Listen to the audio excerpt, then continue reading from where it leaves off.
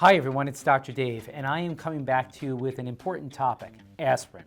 Aspirin has been all over the news in the last several months. Do you take a low-dose aspirin every day to try to prevent heart attacks and strokes? This morning we're learning it could be dangerous. Why? The American College of Cardiology and the American Heart Association published new guidelines, all 103 pages, on the prevention of cardiovascular disease. In the guidelines, they address the use of aspirin in preventing cardiovascular disease. The guidelines state that we should not routinely use aspirin in the following groups of patients.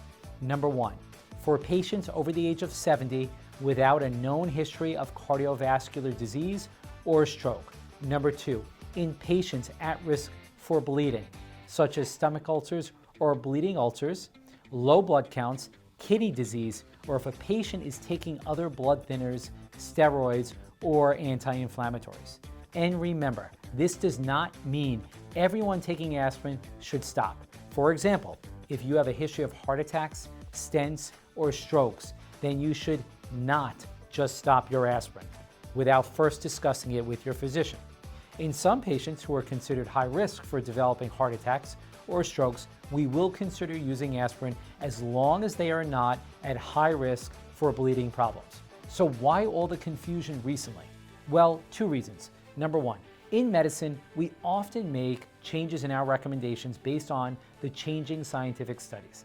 Medicine is not a perfect science, but rather a dynamic science that has changed over the years and is guaranteed to change in the future.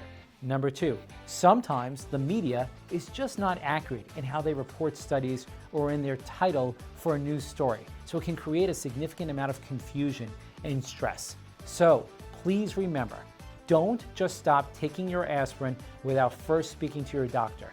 Ultimately, like most areas in medicine, when it comes to using aspirin, we must individualize treatment for each patient based on their individual situation.